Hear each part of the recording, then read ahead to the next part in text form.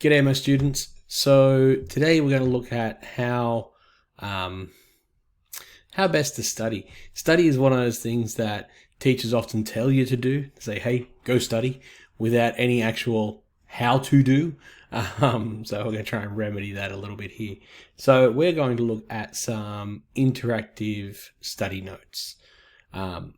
One of the ways we know that you learn stuff is not through reading notes.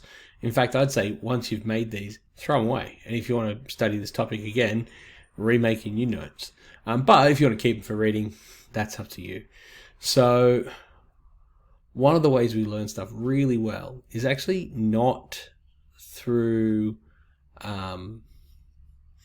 reading our notes. So as I said, we've got to take that information in one form and transform it to another. Okay, that's always the goal.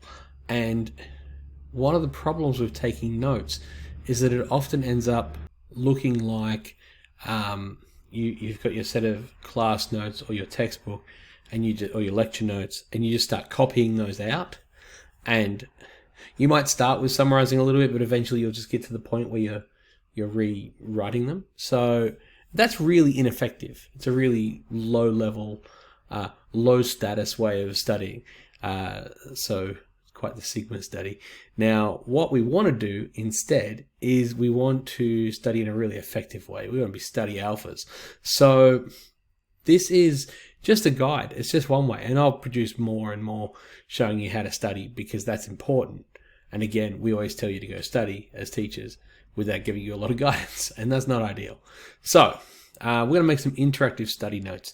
Now you can...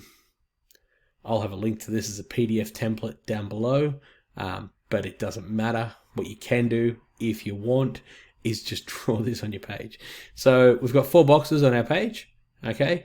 I always talk about treating our work like art, and the reason I talk about treating our work like art is because you get a lot of benefit from focusing on the nuances of it and actually sort of, exploring the ideas. And that comes from, again, taking the information in one form and transferring it to another. So we have 4 boxes on our page. And this box here at the top, this is for the topic that you're studying about. Sorry, my page changed just a little bit there.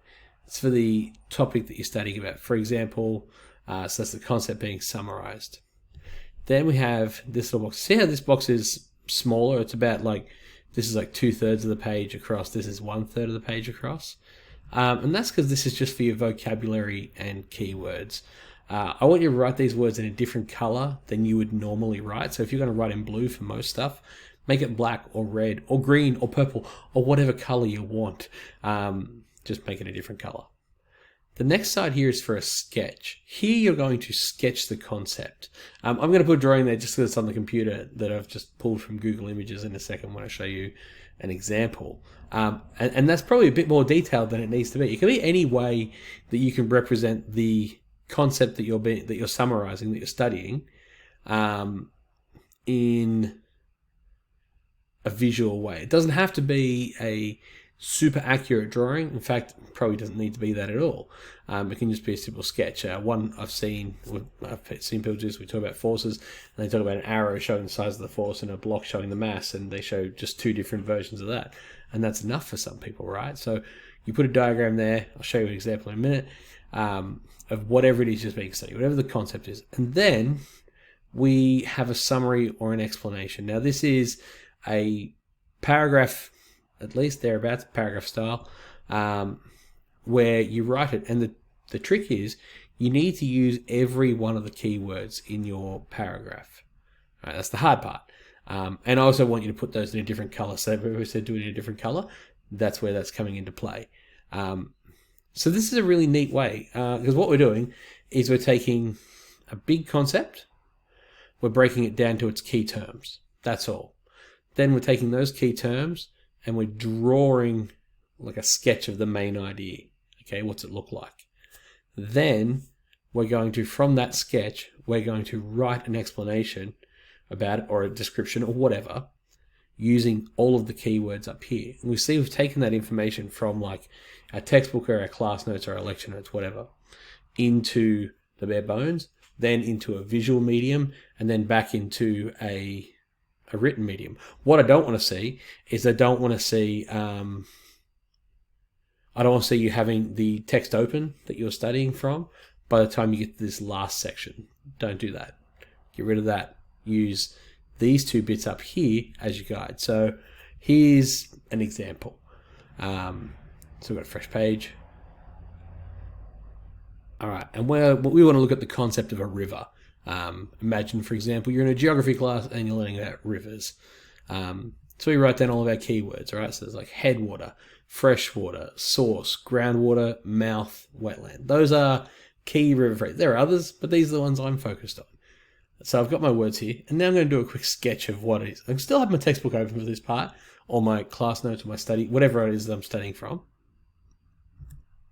And I draw a sketch. Now, as I said, this sketch is more detailed just because it comes from a picture of from Google Images. It could be as simple as we've got up here a little hill that's the river source, and then thingo, and we point to it and saying there's fresh water. Sometimes groundwater comes up and so what I mean, like that sort of stuff.